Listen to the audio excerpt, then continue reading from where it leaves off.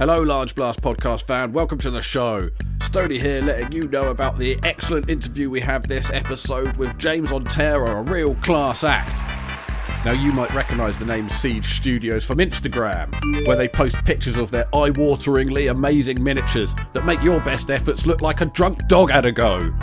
But have no fear, because James is coming through with some top tips for whether you're rubbish or really good at painting. He's got some tips for you. So sit back, pour yourself a nice champagne flute of paint water, and prepare to have your painting mind blown by the knowledge of James Otero. So burn down the Sistine Chapel and rip your kids' pictures from the fridge and tear them up. We've got a real artist with us today, a Warhammer artist, James Otero from Siege Studios. Say hello, James. Wow, that was an introduction. I've never had one as good as that, but thank you so much for having me on. That's amazing. Our pleasure. Yeah, thanks for coming. So. And you are the CEO and main guy in charge of Siege Studios, basically. People might have heard of them because you've done lots of stuff with YouTube guys or just seen you on Instagram or any of those kind of places. Yeah. I have the I say unfortunate pleasure, but it is the pleasure of steering the crazy ship that is this thing that's gone mental over the last 10 years. So I'm very, very, very honoured to have that sort of weight on my shoulders. Yeah. Oh, cool. Before we get into too much of that, then let's just do what we normally do and say, how did you get into Warhammer? What's your Warhammer background and story? So it's all my grandparents' fault. Not directly Warhammer, but miniature painting. Granddad, Second World War, it was in anti-aircraft in London, got me into FX kits. I made them, stuck the wings on the wrong way around for a long time. He had a go. He looked at me disapprovingly, and then my nan took me ill-fatedly on one day into a charity shop, bought a bag of second-hand Warhammer, never looked back. So yeah, it's all the grandparents' fault, basically. Incredible. Yeah. Do you remember what was in that second-hand bag? What jumped out at you? Yeah. There was some epic Land Raiders. And they were blue. The plastic was, I can't remember what box it was from. Probably like I don't know. It wasn't Epic. It was the one before Epic. So it could have been like Titanicus. Titanicus? It could have been Titanicus or something. It had some non-GW, almost like Space Marines, but not Space Marines. But I've got no idea what game they're from. And it had a couple of metal characters like 40k characters, like unpainted. So but out of blister and stuff. So it was a really mishmash bag of models and things. So I had a real nice selection to work with. Yeah. And do you collect an army today? Do you have one army? I guess that you probably have a wash with miniatures around at work and stuff. But do you have like one guy? Do you have a main army? From the second I saw the front cover of second edition, I fell in love with Blood Angels, and I've never ever looked back. Nice. I am the self-proclaimed biggest Blood Angel fan on the planet, and I'm quite happy to push that title out there because I genuinely do not stop talking about them or painting red in general. So Blood Angels all the way till the day I draw my last breath. So So you must have been pretty excited to see the Dante model. I mean, that was within the last week, isn't it? That was phenomenal. Obviously it wasn't released in the way that I think we all expected it to be released, but to put it one way, but I mean, fair play. I don't condone leaks and stuff like that, but fair play to the chap who did it, because not only did he just get it and then not leak it straight away, he managed to fully paint it and painted it. So you got go that extra mile for being a Blood Angel fan, I suppose. Wouldn't be seen dead at a party without a tuxedo on. Really, it's over the moon. Really love the model. I think it's something that a 20+ year model has really needed, and the fact that he's if you read obviously the community article, the fact that he's been rejuvenated by the process of passing the Rubicon, so the complete opposite of what he thought was going to happen by potentially dying, is great. If it means we have him for another 1,500 years, I'll be a very happy man. So I reckon he's probably had enough, though. He probably would have secretly hoping that it might be the end. Time to pass on the death mask. Well, it kind of has on the new model. Like, he hasn't got the normal helm, which I was quite surprised. I mean, like, I'll probably say I'm like 98% happy with it, and that's me being a really picky, massive Blood Angels fan. I love the model, love the pose, love everything about it, love the increase in size, the little extra details. I don't even mind the tabard, which confusingly, how that doesn't blow in his face when he's flying through the air with the jump pack. I don't know. Technicality. Technicality. Yeah, maybe it's got weights at the bottom or something. But overall, really, really happy with the model. I think the only thing that I possibly might do different, just convert, is get the original death mask and put that as the head rather than have it welded to the front of a Mark 10 fighter helmet. I think that's just something that I think would make it look a bit more, in my personal opinion, a bit more in line with what I envisage him as. So yeah. But other than that, I love it. So it's a home run, like absolute home run model. It's stunning. So yeah. He looks a bit upset on the new one, doesn't he? He's not as happy as his old model. No, I mean, like I think they all look pretty happy back in the day, because the stock pose was like arm raised, like sword in the air or axe in the air. They all look like at a rave or something. But no, that like I think it's very dynamic. I think the other thing as well is like you see it on camera, and obviously you have a little bit of a pirouette on the camera, but until you really visually see it in hand or get to you don't really truly appreciate the model for the pose. It's almost like Sanguinius. Sorry to keep going on that Blood Angel tangent, but his model, when it was first released, you saw it in the initial launch artwork or photos, and I was like, I'm really not sure. Like had such high expectations for it, and then the moment you see it in hand or with the diorama base as well, it's just it clicks, and you realize what the vision was for the pose and everything. So yeah, but obviously I'm very biased. We had the exact same conversation with the Sanguinius model when that got previewed. You kind of wonder why there's just one or two photos. Like if there was a few more images around the whole model itself, it kind of, you get a visual idea. They do have that. I mean, the website has that function. On the website, yeah. You go into Matrix mode and spin around it, like so.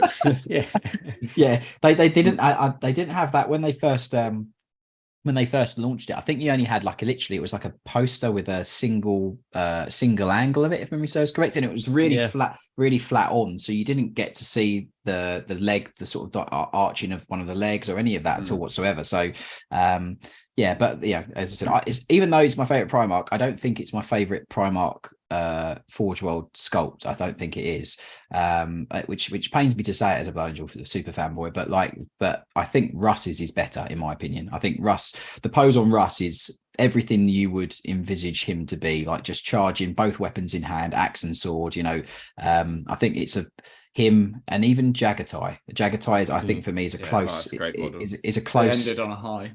Yeah, definitely. Like the thing I love about Jagatai, and I know we're going on a real crazy tangent. I'm sorry to just keep dropping things in there, but the reason why I think Jagatai is so cool is because, like in the books where he's having that conversation on Ullanor, that meal that they have, obviously with all the Primarchs, like no one really knows him, and his pose, wild card. Yeah, his pose doesn't give away any kind of weakness to a potential enemy. Like he's just like, this is me. I'm stoic. I'm standing here. I'd actually like him to return to 40k before any other Loyalist Primarch. I think just dropping him in there and him being completely unknown would have such a massive monumental change to the game. And his motorbike's going to have some crazy webway additions to it, which would be wonderful. Yeah, exactly. It's been in the longest episode of Pink My Ride ever. So kind of all kinds. That's definitely going to have a flat screen TV. That was the whole thing of Pink My Ride. Flat screen TV screens and everything. You open the door, flat screen TV. Yeah, he's got like a Dirge caster on the back of it as well, or something like that. One of the things we like to do when we've got guests on is we like to fire some quick fire questions at them as well, to try to get some kind of slip up maybe and reveal some honest answers about something that you might not have revealed before in the quick fire nature of the questions. All good. So are you guys ready to do that? Launch some questions. Absolutely. We're ready to launch. Okay. I'm up first. What's your most grimdark 40k faction, or what's the most grimdark 40k faction?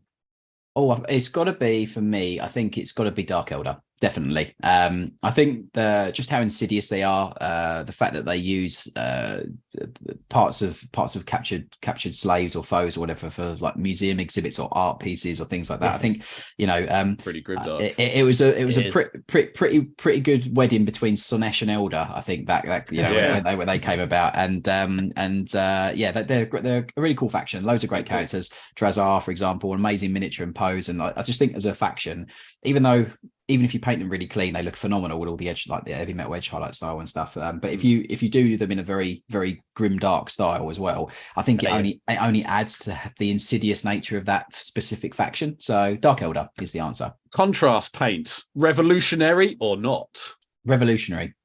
I think there's a huge stigma with them, like massive stigma. The marketing campaign when they were launched was targeted and aimed for people to get miniatures on the table very quickly, because whether they had a low skill ability or whether they just didn't have the time and wanted to get models with some form of color, there's that huge stigma of people don't like playing with gray models, which I totally understand. The thing with Contrast is that it has the opportunity to be used at an entry level to get color on miniatures really quickly, add tonal variation, show volumes of miniatures, show shapes and things like that. Very good. And at the complete other end of the spectrum, some of the tones and colors, and all of them really to an extent, can be used for glazing or insinuating colors, or adding streak, grime, things like that. So a paint, there's no, in my opinion, there's no such thing as a bad paint or a terrible paint. It's purely that it's the wrong paint for the job at hand. So if you're trying to do, something very precise or very accurate, or you're trying to subtly insinuate a color on there, you really need to dilute a contrast down, because they are literally like the Rocky Balboa of paints. But at the other end of the spectrum, back at the sort of more entry level, like this, you can get stuff done so quickly, and like, if you're not looking to produce something that you're going to enter a painting competition, or that you're just trying to push yourself on, maybe, and you just want to get that 40-man, 50-man model army on the table, they're phenomenal. Like you can't.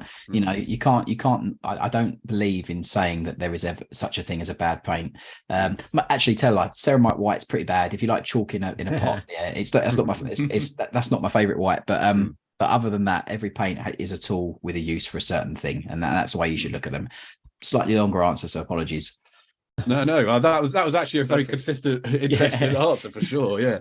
So, I did hear you describe contrast paints as the Rocky Balboa of paint, which I wasn't expecting as well. Yeah. So does that mean they like hit hard? They're like, I think how much punch they have, as in vibrancy, and how much strength they've got. Like if you remember any of the OG, I don't know why I'm going to show this unless people can see it on the camera, but if you remember any of the OG inks, so if you remember the hexagonal parts, chestnut ink, it's still liquid. So if you remember any of those, they were super concentrated, like super strong, and contrast is like a more densely packed medium, like it's like almost like an ink, but it's got more of a not a gelatinous, but it's got a bit more of a thicker solution or body to it. They're very similar in the way that you can dilute them down and use them as a glaze, or to add transparent layers of subtle tonal variants on the surface of a model. But yeah, I call them Rocky Balboa because you literally get the brush and go like that, and it just punches the color onto the model. So they really are good. So I think you've already given away your favorite Primarch, which is going to be the next question. So let's have least favorite Primarch. Probably Fulgrim. I think Fulgrim, like incredible swordsman, don't get me wrong, but I think falling from grace so easily over a sword is quite a weak willed Primarch. So I'm sorry for anyone who loves Emperor's Children, but he needs to borrow a backbone from another Primarch, because I understand totally, like his fall from grace was kind of not his fault because he was possessed by a sword, which is ludicrous, but to then sort of be trapped within it and let his legion fall so far from grace when they were gifted the emperor's sigil, essentially, so it showed him the parties of the future, though. I mean, that's what he's contested. Okay, I will admit, if you want a good rave or a good party, the emperor's children know how to rock the Casbah, but they're probably not my favorite Primarch out of all of them. Yeah, so yeah. Power sword or power axe? Sword all day long. It's an officer's weapon and it's more elegant. Okay, well, this is the kind of equivalent of sculpting then. Melee part or green stuff? I'm going to be controversial and say a 50-50 mix. Yeah, that's the right answer. We actually thought you were going to say that when we were doing the thing. So yeah, no, it is the best. It's mix. Really good. Yeah. Is the Emperor a god? We might be finding this out soon. Oh, that is a very good one. I'm gonna remain and say that he is not a god, and the ecclesiarchy is the worst thing for humanity. You may have answered this, I'm not sure, but your favorite 40k model? I'm very biased. I was. Can I give two answers? One, because obviously one's very biased, and the other one is just genuinely a model that I really like.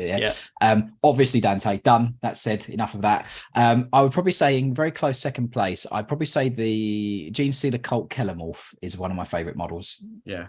I think it's a really Which cool one's mod. that? Just the. It's the Wild West triple gunsling. Oh, okay. Yeah. It's just a really, really cool model that I think as a painter, it gives you loads of different things to play with on a very small canvas. So you've got obviously the cape, the metals, you've got the flesh, obviously, of their head. You've got little things you can do, like putting veins on the back of the head, like all those different things. There's lots of tiny little things on such a concise miniature, but it has so much scope for you to just try and push yourself on. So that's my answer. Have you painted for anyone famous, possibly with the surname Cavill? I can't answer any questions like that, unfortunately. Hard yes. Cool. I will not confirm or deny anything. So yeah, but yes.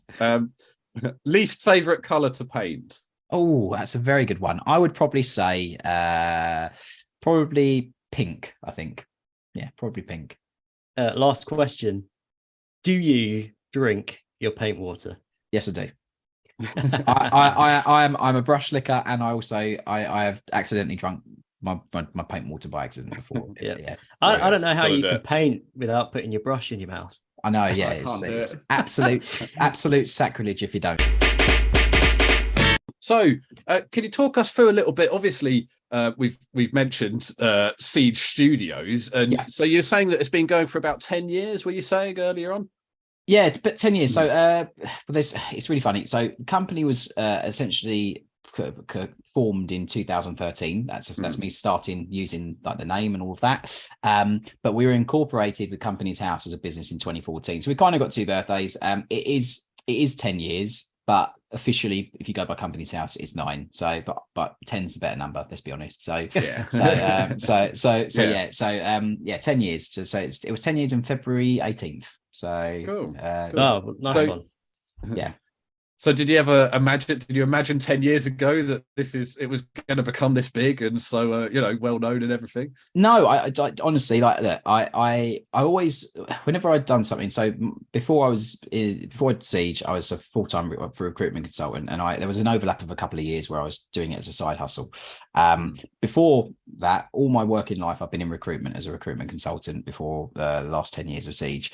And I used to be in bands and tour, and even with my band that I used to, or the bands I used to be in, we used to run it like a business. So we had merchandise, we had a booking agent, we had obviously tours, all those kind of things. So it was everything I've tried to do, not through any direct. For the moment I started, I'm like, I want this to be massive. I've always just tried to do things as professionally or as best as I can, because I want to put maximum effort into it. So I suppose there was a twinkle in the eye of, well, this could potentially be something in the future. But really, for the first couple of years, it was just a side hustle. I came back from being in bands, like as bands do after the time they fall apart, where members will either get a serious job or their partner will tell them they're not allowed to go on tour anymore, or any of those things that happens obviously when you're in a band. So I came back to Wickford, which is where I live in Essex, and I came back, and I at 26, 25, sorry, and I had like literally, I didn't really have much. Like I literally came back to my folks' house, went in the loft, found my Warhammer, and that was it. I started painting, done some bits and bobs, and yeah, I just I used to, my mates used to give me like a tenner here, 20 quid here, and used to paint stuff for them in the early days when I was younger. But I never really thought that commission painting or run a commission business would be like what I'd end up doing as a full-time career in the future. I was hoping I'd be playing guitar on stage and touring all over the world, as everyone does when they pick up a guitar for the first time. But that's kind of I really mean this, every day for me is super humbling, and it's super like a shock. Like when new clients book in, or when we get certain types of projects, or we have the enormous amounts of trust placed in us by the people that we work with or work for. I think my years in recruitment really taught me that there's a lot of business owners out there that are used to walk into companies and they don't care about the staff, they don't care about the business, they don't understand how the business works. They go in at 2:00, go home at 3:00. That for me is just not how I was brought up, or how I was in work. I was the first one in, last one out. I worked in recruitment, which is a heavily competitive industry. Like I used to lock my drawers on my desk when I went home in case other consultants nicked CVs from my desk, for example. So when you have a lower salary and all commission based in a role, what your desk within a recruitment consultancy is essentially your own business. So the 11 years of doing that, I think, gave me really everything that that we use day to day in Siege, like that kind of like competitive nature, that kind of running business kind of mentality kind of thing. Which is why from day one I didn't just treat it as like a hobbyist attempting to do a business. I really approached it from, there's got to be all paperwork, there's got to be processes, there's got to be this, there's got to be this, there's got to be this. From day one is kind of because I'd done that in my day job. So that's kind of like, I think with all of that, it kind of gave me this hope that maybe down the line it would become something where I could say, see you later to the recruitment consultancy and paint miniatures for a living. And I thought it would just be me, just me painting miniatures. And it wouldn't get any bigger than that. Then Dave and Matt from Mini Wargaming came along and decided to strap a NASA-sized rocket booster to the company, and I woke up one morning with 1,500 odd emails. So it just, it's been a crazy 10 years. The mini Wargaming link that you just mentioned, what happened? They had a really cool painter partner program was what it was called, and right. Really what it was is I get on with Dave really well, like to this day, and Matt as well, and they really gave back to individuals at that point. Back in the day, they were filming on handheld, non 4K cameras and stuff like that, like shaky cam and all of this, And I think I learned the rules from 7th edition by watching their battle reports. Well, back in the day, like Matt and Dave, like they're the OGs of the YouTube wargaming scene, So they had like 200,000 plus subscribers, I think, back in the early days, like 10 years or so ago. And they needed models painted, so they used to reach out to different individuals, or they put like an advert and stuff. And I one day I saw it, and I was just like, you know what, like I'm gonna send them some pictures of my painting, and if I get to paint a model for them, that'd be amazing. They came back and asked to have like they were putting together a huge like Space Marine army, like with loads of different people, like trying to build like a big whole chapter of like the firstborn Marines, obviously back then. And they said, I a couple of weeks later, after sending an email and having a conversation with them, I had a giant cardboard box turn up at my door from Canada, and I was like, what the and it had like basically half of, like, I over exaggerated massively now, but it had like half a chapter in it, and I was just like, I don't know what I'm going to do. So I work my way through it as quickly as I can, keeping the quality to where I wanted it and also what they were looking for. Sent it off, and I was like, cool, that's done. If I get a little thank you, that'd be amazing, because they're like obviously like famous in the industry and all of that, blah blah. Went away to a Warhammer World tournament with one of my friends, Tris.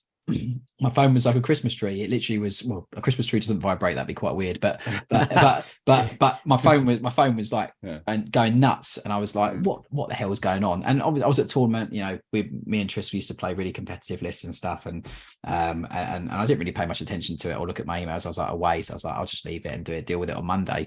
When I looked at it on Sunday night, I had like just shy of 1,500 emails in my inbox, and I was like, what the hell? I've been hacked, or someone signed me up to something ludicrous, There can't be this many Nigerian princes trying to contact me about inheritance. Exactly. That, I'm sure that was one of the emails anyway.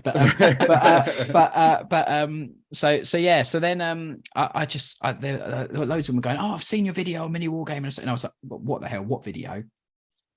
Matt had done it. It was actually Matt that done it. Matt had done a video just going, we've received these models from Siege Studios, blah blah blah, and then Siege back then was literally just me, and the video had loads of comments and loads of positive things, blah blah, and what they've done is put I think it was either the website or they put the email and in the description of the video. And yeah, like the inbox was it was like playing whack-a-mole, like, but for like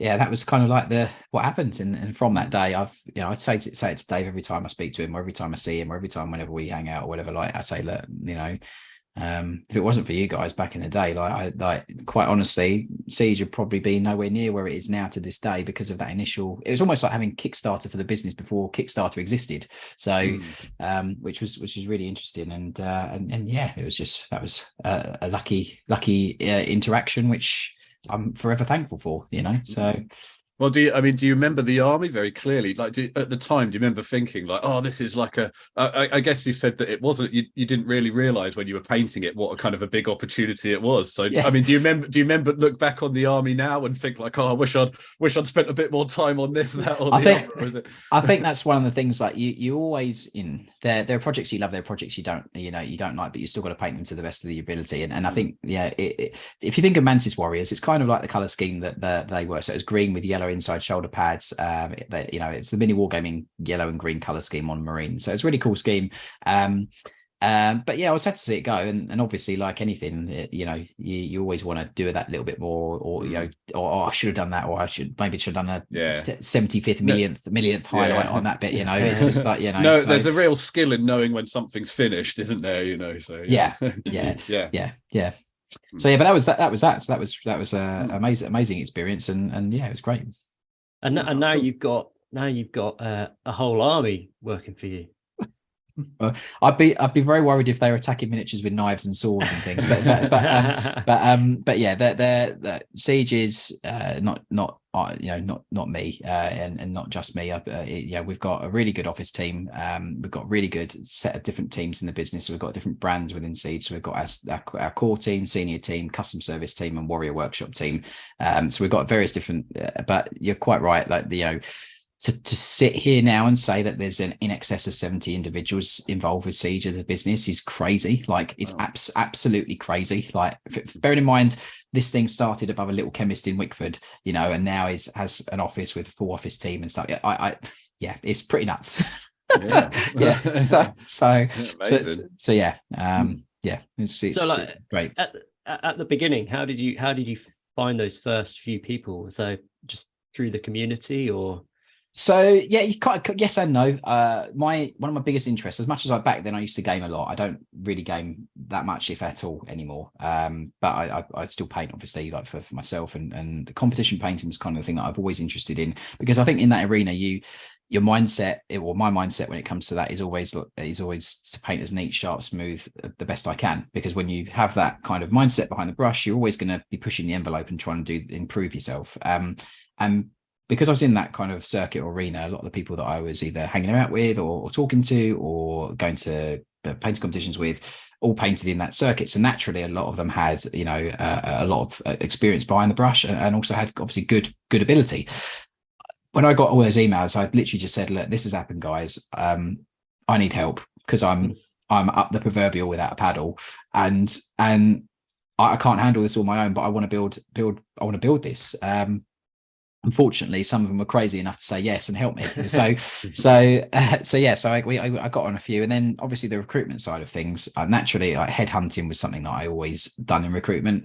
In the industry that I was in like mechanical, electrical engineering, and oil and gas, and I used to recruit for contract managers, electrical engineers, like all these kind of different roles. And because of the specialty of the skills that those individuals have, headhunting just comes completely part of recruiting for those type of people. So really, all it was replacing the skills of fixing an oil rig or a massive oil tanker or a gas station here or whatever, blah, blah, to finding someone that can edge highlight as sharp as a razor and apply paint really smoothly. So that was kind of like a natural transfer of, these are the things I'm looking for. Back then, Instagram was nowhere near what it is now. And really hardly anyone was on, like in our industry, hardly anyone was on Instagram in the wargaming industry. Like, I think Siege was one of, I think KR40K had an Instagram account, but had like 2 things posted on there, and a couple of other businesses had, in our industry, had that. And there were people who were doing Warhammer, but just as their own personal thing. But it was like rarer than hen's teeth compared to now, where there's so many people on there and so many businesses, and it's like it's kind of like not normal to not be on there, if that makes sense. So that was kind of like, initially that was the beginning, but then I used to just recruit, obviously, through just word of mouth. I lived in St Albans. I moved to St Albans at the time for a period, a couple of years. I met Tris, who's one of my mates, properly, and he came on board, and then a couple of other individuals came on board, and it kind of started small, obviously small as any business does when it starts, and then just incrementally grew through I suppose natural growth, really. Cool. With taking it back to the painting a little bit, you obviously get different commissions for different styles. Is there a particular style of the many ones out there that you prefer? NMM or slap chop? Airbrushing? Yeah, so that's a really good question. And one thing to just there's all manner of stylistic approaches when it comes to painting miniatures, and I'd argue that there's no specific style which is better or worse. We're talking about art, which is what it is, and art is always in the eye of the beholder. I grew up looking at box art since I was 9 years old when I first got into Warhammer. So box art for me, it is kind of like I learned to paint the way I do by just trying to copy what I saw on the box, because I thought, well, if it's good enough to be on the box, then if I can paint half as close to that, then surely that means I'm getting as good as on the box, if you follow me. So it's just a very linear kind of like, I'm going to try and do this. I'm not going to just get paint and slap it on. I'm just going to try and I'm very much a visual learner, so I'll see something and that's what I'll try and do. I'll try and put that from what I see onto the thing I'm doing. And the style of the business naturally, as a result of the individuals that were coming on board, and also me for the first period of time and all the stuff that I was doing, naturally just emulated box art style. Now, I'm not claiming to be as good as Heavy Metal in any way, shape or form. They are phenomenal, and I would severely just steer away from even comparing myself that. But stylistically, the edge highlights, smooth transitions, those kind of things, that is kind of what I've always tried to emulate on what I done in the early days. And obviously, as my skill increased as a painter through those 10 years, and also team members came on that had arguably much better experience than me, that then naturally the studio style has emulated box art as close as physically possible. That doesn't mean, on the other hand, that if someone wants a more Spanish style, so it's so maybe you can see brush strokes and bits and bobs and it's a bit more arty, if you follow me, we won't do that. Or if someone prefers an airbrush style, then we have a brand in the business that caters for that. So we try and stick to our core style as a studio, but at the same time, if someone asks for a specific style, we'll paint anything in any style. But what we do naturally as a business, through what we've done for the last 10 years, is paint it in a very box art style, if you follow me. So yeah, hopefully that answers the question. Yeah. And kind of follow up to that, I suppose, part of Siege Studios, you offer various tuition options. Is there any style that you think is easier to teach people, or that you prefer teaching people? They all have their intricacies. Like using an airbrush, a lot of some people might believe that an airbrush is this wonder tool that you pick it up, use it, and it makes you an amazing painter to start off with. There's a huge misconception with airbrushes being a brush or airbrush being one or better than the other. And I think what you have to understand is that, like, they're both tools for certain jobs. You wouldn't try and do eyes on a miniature with an airbrush, but you probably wouldn't try and paint a Land Raider with a 000 brush. So the thing is, you have to kind of approach the task with the correct tool, as if you were doing carpentry, plumbing, electrical, or any of those things. You wouldn't try and rewire a circuit with a sledgehammer, so it's very much that mind. And when it comes to teaching stylistic approaches, I think for the first things first is to get the core competencies down. And the core competencies in my mind are being able to control the brush, do various different types of brush strokes with the brush, using pressure management, so pull strokes, push strokes, depositing pigmentation in a selected area, getting smooth base coats, learning how to do transitions and blending, learning and understanding volumes of shapes, cylinders, spheres, cubes, all those kind of things. Those things fundamentally, before you even apply a stylistic approach to them, they're things that you should master and hone as a painter. So then when it comes to doing those stylistic approaches, the execution of it is so much easier because you have all those core competencies under your belt and solidified. That there isn't necessarily a better one to teach. I would purely say that for someone starting out, just getting them to be able to paint neat, blocking smoothly, and be accurate, or that is being neat, I suppose, but learning how to dilute paint as well is really important. As I'd say that's probably the three things that I would say are the best thing to learn before you even try and emulate styles, because a lot of the styles have those core competencies embedded within their foundation. So yeah. So what would you say is the sort of main thing that gets in the way for beginners and stuff? Because we all know some people where it's kind of like the painting's like a real chore for them, are there things that and that it's difficult for them to get an army out? Is there any kind of tips that you could give them to kind of like maybe help them enjoy painting a bit more, or something like that? Yeah, I think everyone has a comfort zone. So me painting red, probably yourself, any of you will know something that if someone says to you, paint me an Iron Warrior, paint me an Ultramarine, paint me a High Fleet Behemoth or whatever. If you've been painting that for 5, 10, 15 years, whatever, you could knock it out with your eyes closed. That becomes a little more monotonous because you've been doing it for so long in your comfort zone, as much as it's easy for you because you've done it so many times. Whereas I probably advocate to enjoy painting a lot more. Removing any kind of worry is one of the most important things. I use an acronym, so I use the word fear, and that stands for false expectations appearing real. So your false expectations as a painter of seeing the box art and then looking at what you've done and not matching the box art, that kind of hinders you from progressing, because you're thinking, you're looking at the mountain and you're looking at the peak rather than you're looking at the base, if you follow me. Yeah, for sure. What we try and train, whether it's someone who comes on board at Siege or whether it's someone who comes on one of our classes or online tuition or any of the things that we do as a business to help with painting, is to break it down really to understand that as long as you follow the steps in the process, the destination or the visual result that you're seeking or looking to achieve will occur and will happen, provided you follow incrementally all the steps.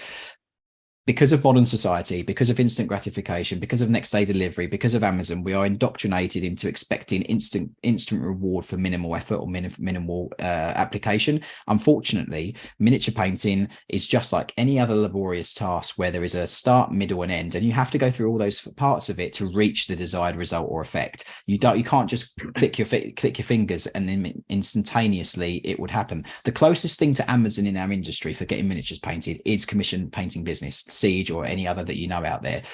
Even with that, you're still going to wait a substantial period of time from booking it in to getting it to receive. So it's not as instantly gratifying or rewarding as Amazon, for example. One of the things that I would definitely advocate to someone new that's perhaps stuck where they are painting, or feels a bit apprehensive about trying to execute something, is I would pick a model that you just like the look of. And I'd pick a model that maybe you've never painted those colors in that amount before, or those tones before, or those things before, or failing that, pick a model that you just like the cast or the sculpt and just try and paint it the best that you can. Yeah. As long as your guiding point is, I'm going to paint smooth, I'm going to paint neat, I'm going to be accurate, and I'm going to try and do the best that I can on the model, I guarantee you factually, your execution with that mindset will be 10 times better than you just picking it up and going, oh, I'm going to paint the same thing I've painted every single day for the last 13 years. It will factually be better for you. I think that's really interesting, good points. That the gratification thing, especially because I noticed recently that people have been posting Instagram videos of how slow it is to paint. So there's been this big trend of all the colors just appearing on a model, and there's a new trend of actually it takes ages to paint anything. And I think that's really important because it does get people down that I've spoken to. I was thinking a bit about, do you remember that Simpsons episode where he makes the makeup gun, where it's like a shotgun that like blasts makeup on? I was thinking I wish that they made that for Warhammer. They do. It's holding 2 spray cans at the same time and firing it at the model. Heard it here first. Top tips. Yeah. One from above, one from below. No, but it is, the thing, social media and what you see, even box art. I mean, back in the day before social media was around, you buy a box and it's almost like, touching upon Simpsons again, it's almost like the barbecue scene where he's got the barbecue cover it's like, why doesn't mine look like that? Well, it's very similar to that. And I would say that as long as you break down the process, you're going to get a much better end execution because you're following those steps and focusing incrementally on each of those little things, rather than just going, here's this beautiful finished model, I'm going to try and do that, but I'm not going to think about any of the things that have gone into getting it to that point. I'm just going to chuck this on it, chuck this on it, chuck this on it, do this, and then halfway through you get a bit demotivated because you can see that you're not getting the execution, and you should focus independently on those specific things.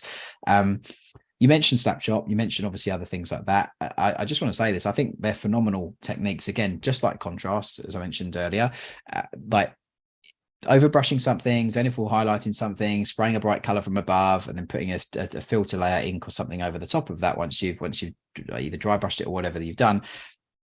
It gets the models done very, very quickly.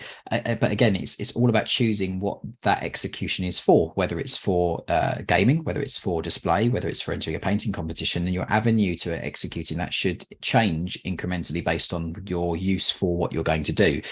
There's also the other tangible, which is time. If you only have an hour an evening, do you really want to spend that hour an evening painting everything to a competition standard or a box art standard when you're going to be chucking dice at it, spilling beer on it, or touching it after you've had a packet of crisps? Probably not, you know. So I always recommend planning a project before you start it. I think that's the second tip I would say to anyone who's a bit apprehensive. If you don't get yourself a painting journal, which is a book that you can literally, and I've got mine here, literally, I write in this book everything that I do. Colors, I put swatch. Oh, okay. I put it's a proper art book that's got pages that you can put acrylic paper on. If you do it on a pad, sometimes that paint just cracks off because it's like a plastic. The paper's got like a plasticky coating to it. Yeah.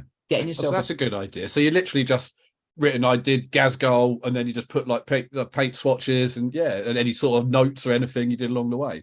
Page a project, and it literally, if you come back with all the will in the world, whatever job you've got, whatever, you've got kids, if I've got 2 dogs, so like I'm constantly being called all over the place because they're either attacking the postman or barking at something in the garden that doesn't exist.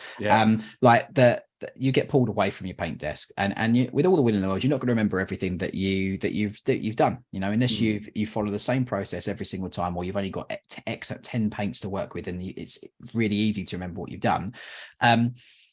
The planning of the project saves you metric tons of the one commodity you don't get any more of after you spend it, which is time.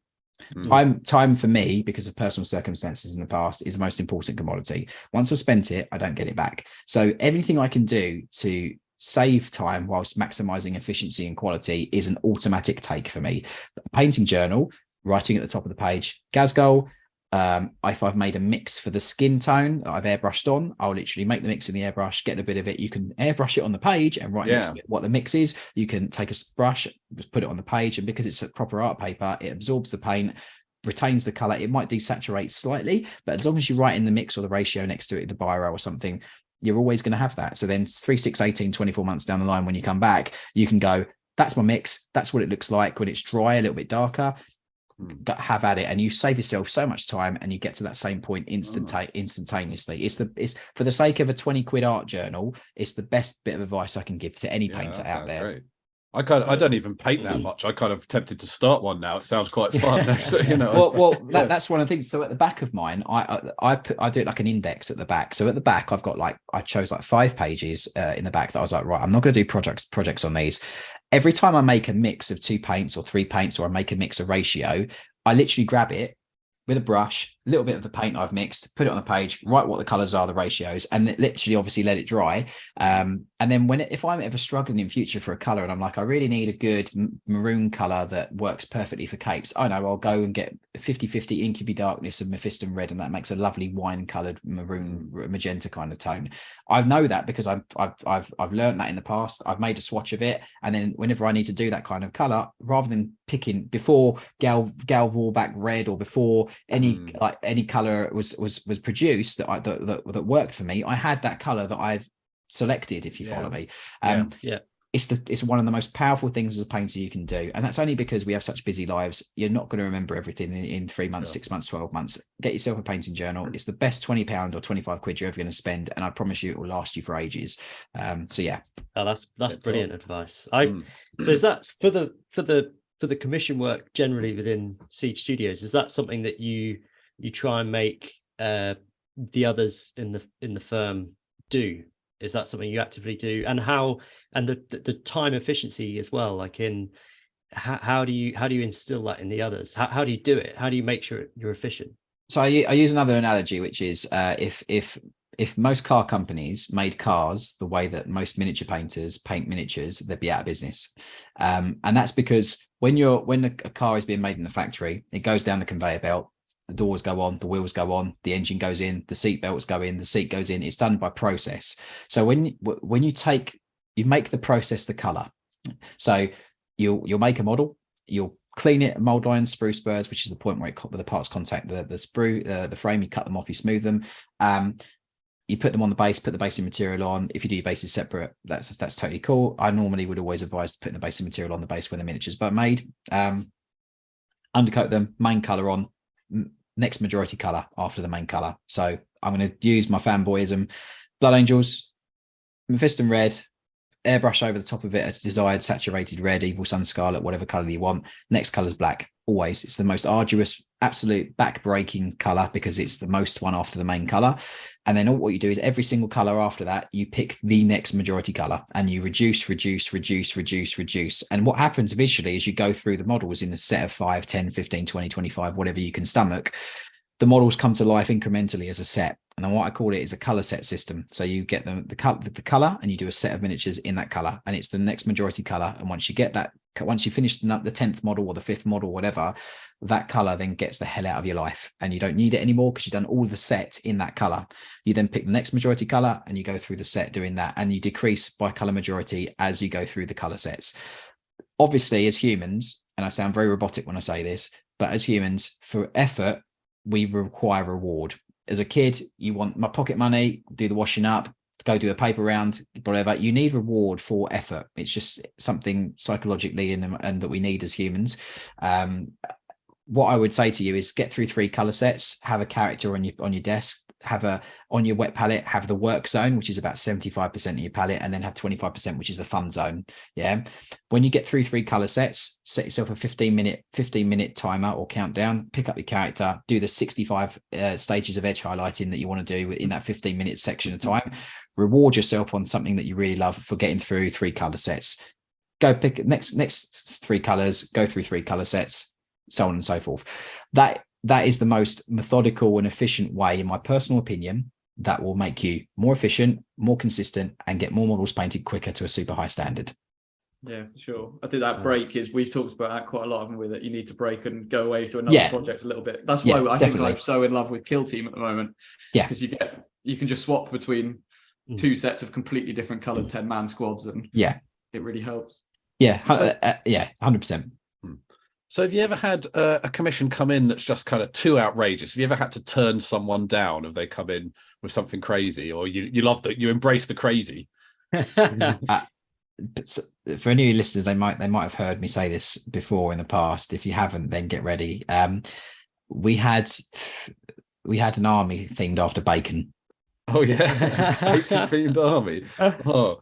Well, I don't know if you've listened to any of our older shows, but we did a thing where we where we tried to get Gav Thorpe to create a chapter for us, and we did it by pulling names out of a hat, and our chapter was the Creamy Hogs, it turned out. That's amazing. So I don't know if you ever see any Creamy Hogs style color schemes you want to send our way, let us know. That's absolutely incredible. That is phenomenal. I think he decided the Primarch would be called Porcinius, didn't he? Fantastic, Gav Thorpe. It's the missing legion. But this bacon army, this sounds pretty cool. So what were they? Were they Space Marines painted bacon flavors, or what were they? So we had a project booking, and this is in the early days of Siege. I'd say probably about 6-7 years ago. We had the client booking the project, and initially we don't know what the spec is and what the scheme is until a specification sheet's completed.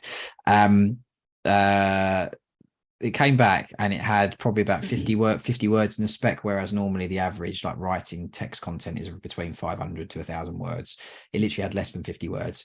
For painting reference, it simply had attached 3 pictures: one of a packet of rashers of bacon, a picture of a pig in a field, and a picture of some bacon in a frying pan, and that was literally the reference. And all the client said was, "I want it. You can have whatever loadout." For the building and cleaning, you can have I want the armor to be maroon like the meat, and I want the trim colors to be like a vanilla cream color like the fat on bacon. Everything else, go ham. That's what you put in the spec. Yeah. Fantastic. So I gave it to one of the team members, as a chap called Ben that worked for the business, and he done a Babe Ruth and absolutely knocked it out of the park. This army was crazy. The purity seals, the wax bit was a tomato, and the purity seal was a rasher of bacon hanging on the armor. Oh, that's amazing. There was a converted sergeant that had a ketchup squeegee bottle into a bacon butty. The dreadnought had a banner which was a converted. It was a banner that was free-handed over that. There was a Sisters banner or paper banner from back in the day, and it had changed it was like a fist, and rather than it holding like roses or something, he'd put rashers of bacon coming out their hands, So that is brilliant. It was absolutely mental. So we completed it. sent it off to the client once they'd obviously completed. Thought nothing of it. Client was over the moon. We done two more phases of Bacon Marines after that. Oh, really? It was absolutely crazy. Like, yeah, I have never ever. I don't think. I mean, we had a Goth Celestine in the past. Which has got. We've had some Angry Marines in the past. Cool. Yeah. There's the there's quite a few funny ones, but I still think to this day the Bacon Marines takes the biscuit. It was just absolutely, it was hilarious to complete as an army. Yeah. But yeah, it was just hilarious. So, yeah. I guess in that example, I guess in that example, you didn't get much input from the commission. How much a kind of standard do you have input back to what people request, or is it just you will just do exactly what you're asked? It varies. I mean, look, as I said, you get projects that you absolutely love, and quite frankly, you just don't want to give back to the client, and I think that's one of the beautiful things that about this and what we do, and it really is testament to the team and all the hard work that everyone at Siege puts in, is that there are projects which quite frankly go into media to be photographed and videoed and have all the stuff that we do internally in the studio, and I don't want to see the back of them, but as a commission painter, when you take up the tools to do that job, you take on board the knowledge that you're going to do stuff that you love and you don't want to give back, and you take on board the knowledge that there's going to be stuff that maybe you don't like the color scheme. The client has specified some things that maybe you don't like, as in stylistic approaches or colors or things like that.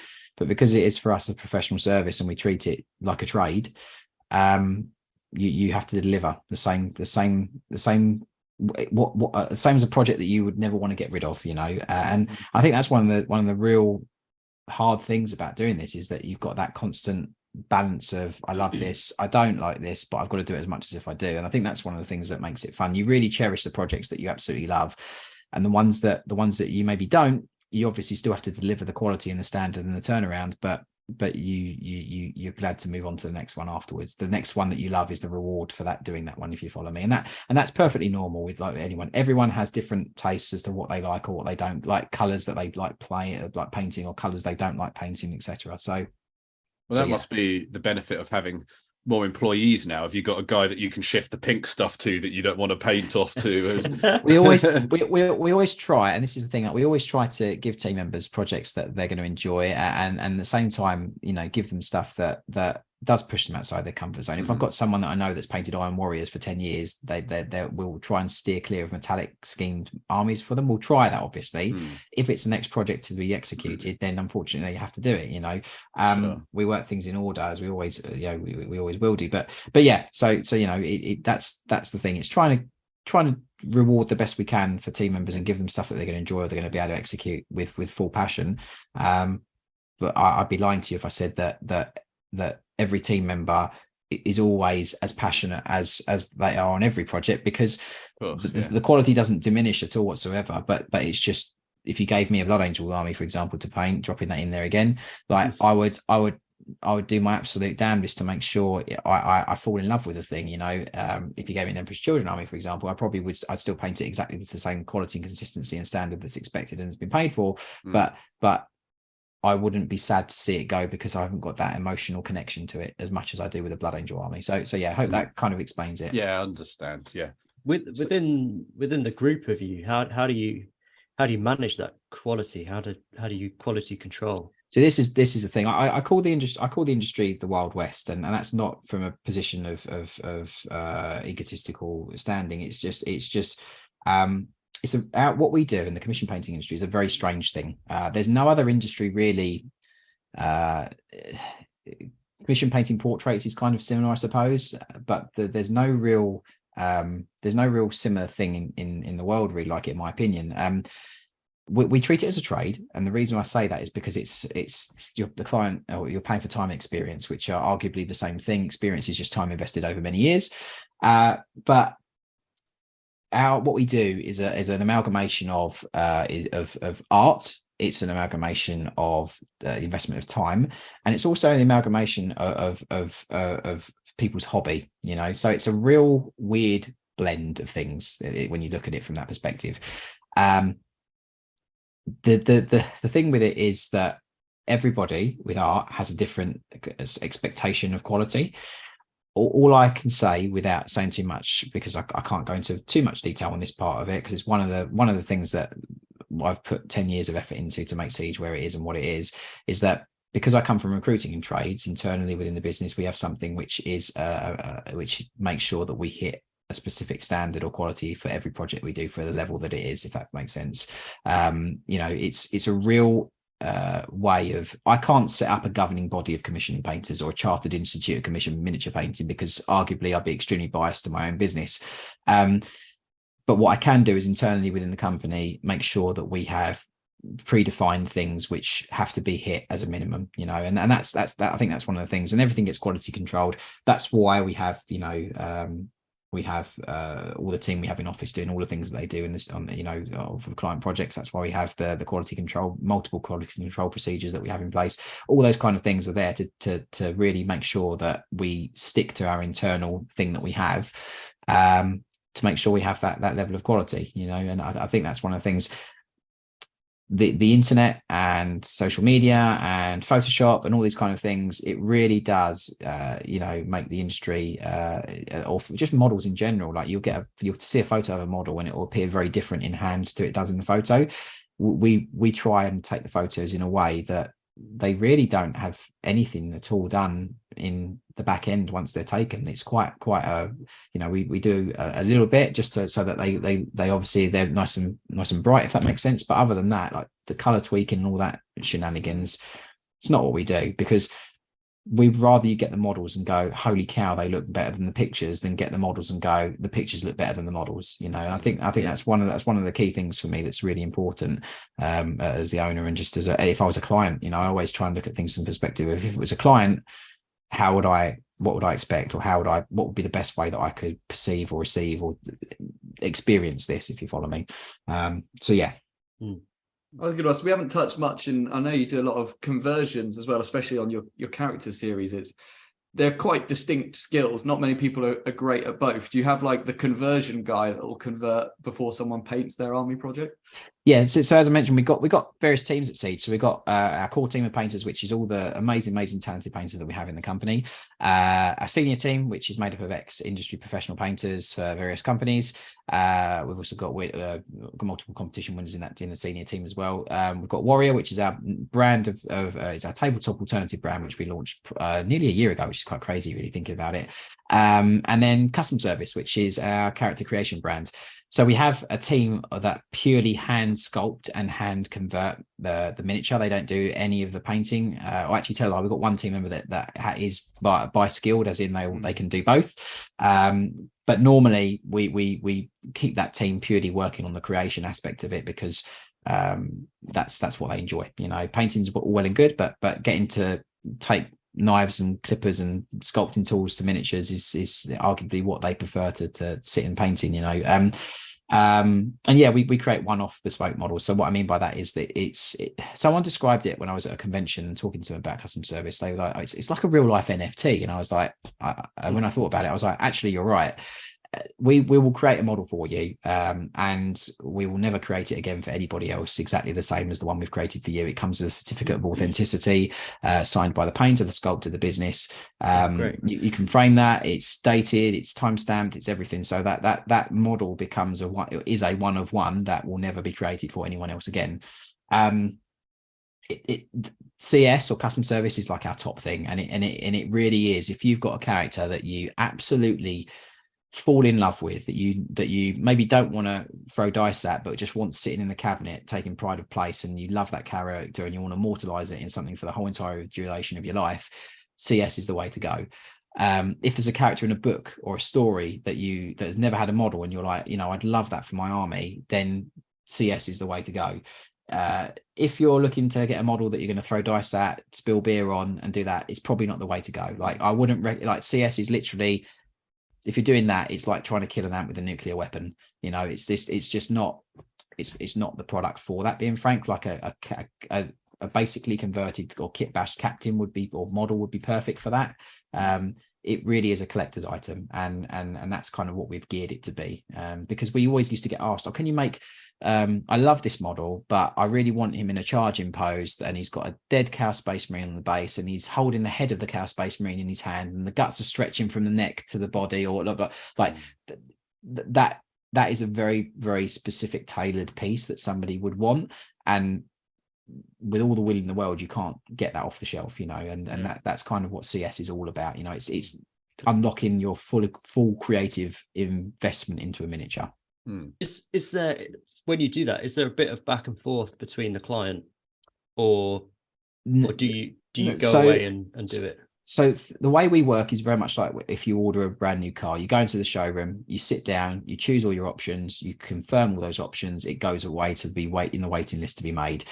The one thing obviously is, as a time critical business, that's obviously we value the time hugely in everything that we do as a company.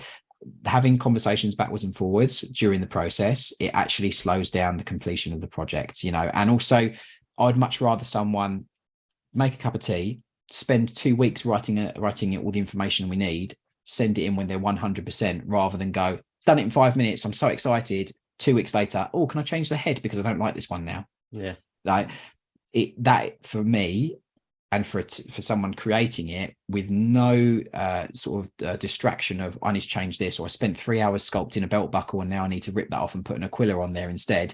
Like that for us is in our mind a much better way of working. And I think that as a customer, that's clicking of send on the email once you've fully decided on everything, I find that more exciting, because you've chosen everything and you're 100% confident with everything that you've made as a decision. That's kind of like the way that I would always prefer it to be done. So do you have how do you see 3D printing? Do you have 3D printing and designers as part of your team, or is it strictly sort of green stuff milliput? Just strictly green stuff milliput. I see it again like a trade. I see that skill inherently in hands is something that, because they are one of ones, touching on CS again, like and just to throw something in, we'll never ever make a CS model and not paint it. It has to be painted by us, because right. and I'll explain why. Due to the nature of the stigmatized game that we always work on. Anyone who knows Siege knows that they would perceive that we always just work on 40k, which we don't. We work on all different types of miniature ranges, brands, manufacturers, etc., etc., etc. But if we were to enter that avenue, or if we were to do a model, for example, like that, and send it out that unpainted, or then there's many things that could potentially occur which could come back to bite us in the backside, and I'm sure you all know what I'm talking about. And secondly, it's kind of like us doing half a job, which we're not about. You wouldn't use them as part of your custom models or anything? No. We use stock parts from manufacturers, so if we'll always do that.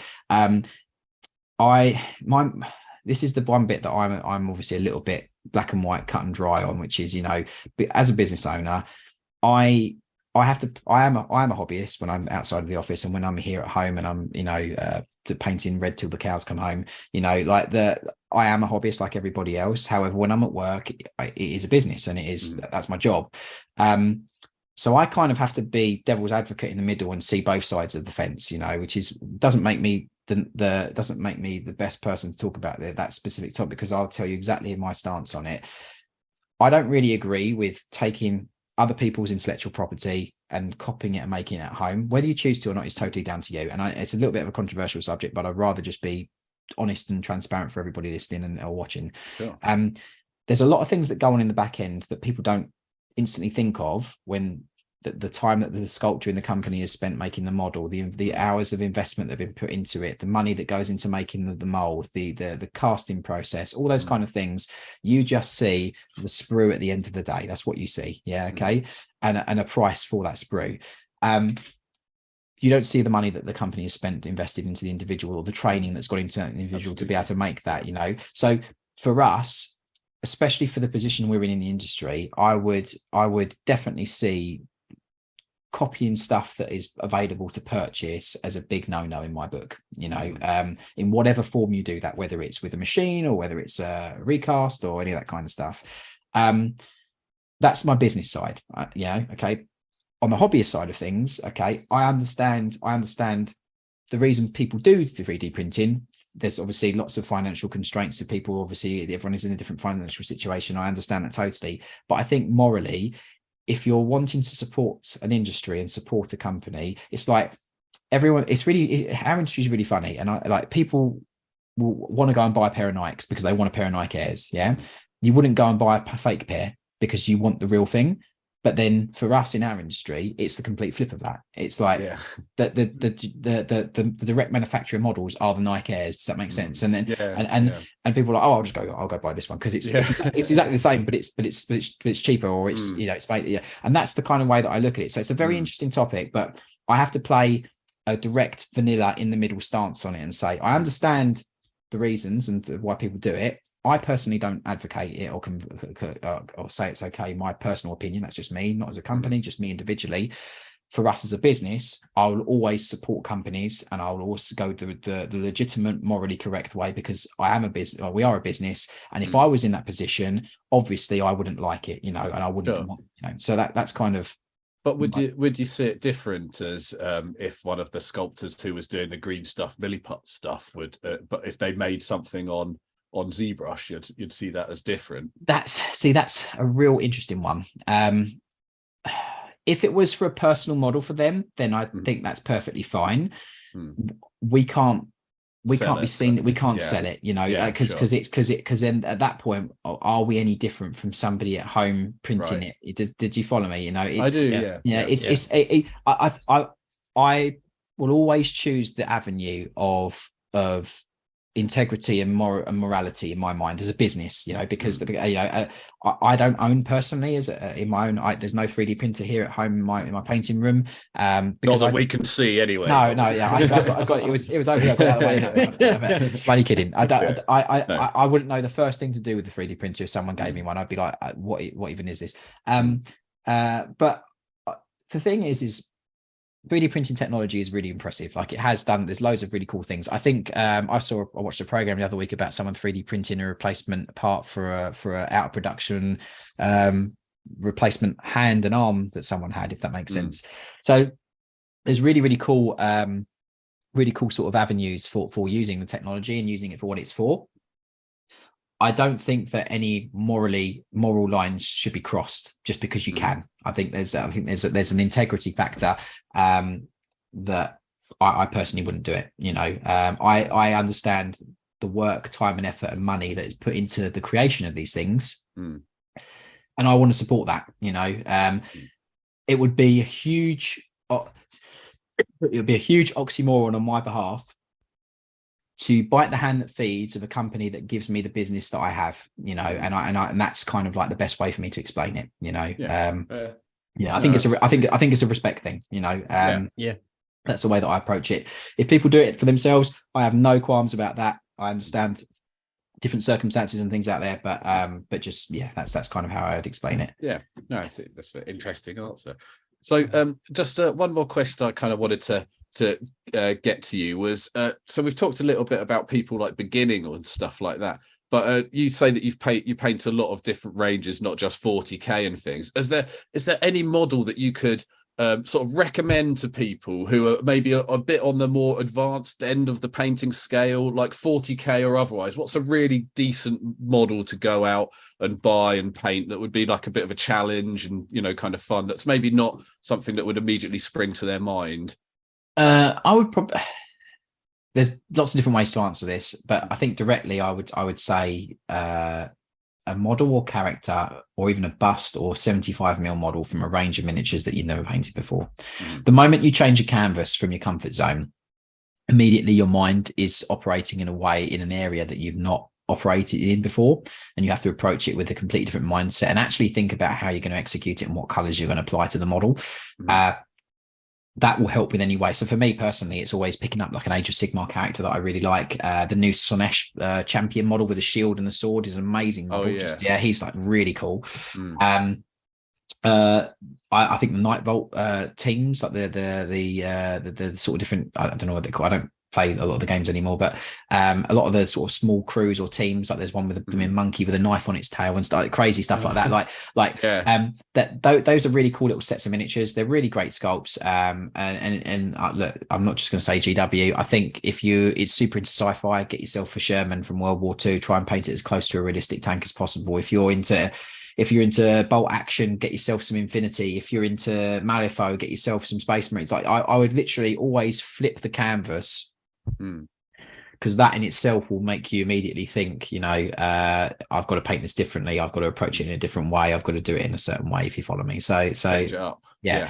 And there's multiple levels to doing that. It's not just the physical object or the canvas that you're painting.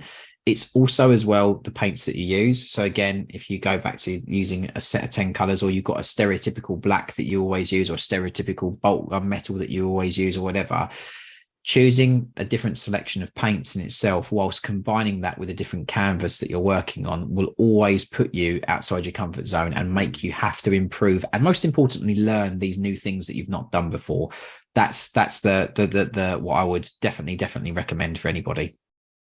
I was just going to ask, in terms of the industry, it's changed so much since we started playing. I mean, tournament style has just gone through the roof. So that must be great for business for you, because people want quick turnover armies. But does that ever get difficult because they want it? I want something new for the Vegas Open because my rules have changed. The edition changing and new things becoming meta or not meta or whatever, obviously for a business that paints models for people is not a negative. It's if you have to add more models to your army, that's obviously a good thing for a company that paints models, because it means that people's armies are consistently growing, which means models are being painted. Things for delivery and timeline, we don't hide that we have long waiting lists, or we're the service that we are, or that we charge what we charge. We offer a high quality product, and we you've got that trifecta of cost, quality, and time. I would much rather sit in the camp of quality and time being an extensive time, because then we know that when we deliver that product, there is complete satisfaction and happiness with it, if you follow me. I understand getting stuff out the door really quick, but if you're getting stuff out the door really quick and there's problems with it, or faults with it, or it's not to the expectation of the client, then arguably you're just shooting yourself in the foot, in my mind. If you can deliver what's expected, and if you can get it out there in a timely manner whilst hitting that quality factor and the expectation of the client, then 100% that is brilliant, and that's a really good way of doing it. It's one of the reasons why we set Warrior up and launched Warrior as a brand of Siege, because there is that demographic of people that do want stuff really quick for tournaments, that do want to have a more airbrush style set of miniatures, because they prefer that stylistic approach to the models, rather than maybe the box art where it looks like the models are, all the edges are glowing, or whatever the case may be. That's why we launched it. So we do facilitate that. Warriors has grown as part of a brand of Siege quite quickly, and we've had to increase the team quite exponentially as a result since its launch, because there is a demand for that aspect in the industry. I personally prefer no specific area of the business. I like all the things that we do as a company. Obviously, I'm going to say that I'm biased to the business, but what I would say is that I think for me, it's not so much on the speed or the quality or that. It's just making sure that the client is treated in a certain way the whole way through, and the expectations are met, and everything is transparent for the client. I think that's one of the experience and journey with us is more important to me than the delivery time, so to speak, if you follow me. I think that's one of the things, but you're quite right about the industry. And I just, if you'll let me, and if we've got time to do so, I'd just like to say about one more thing, which I think is really important. Like, we are sitting on the precipice of the golden age of our industry. And I really mean that when I say this. I don't need to mention certain actors that have recently started talking about the industry, or that are going to be doing films. Everyone knows his name and what he's done before and what he's going to be doing. When films and proper media, like we're recording this at a time where we just had a brand new 10th edition trailer for the 40K, which in itself was like a short movie or clip, which is incredible. Seeing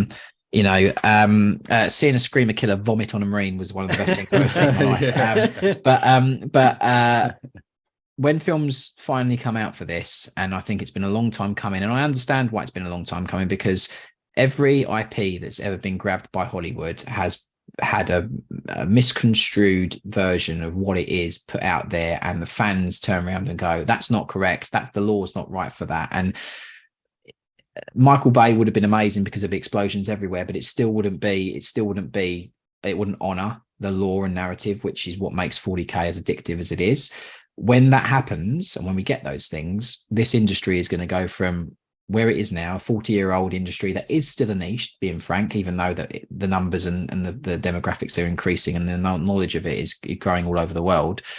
But it is going to be entering what I would say is the golden age of the industry, which is that we are going to have so many more people getting into it, which is going to create so much more opportunity for businesses, individuals, for tournament organizers, for companies, for gaming groups, for all these things. It's going to be one of the best times ever to get into this industry and to get into this hobby, which we all love passionately.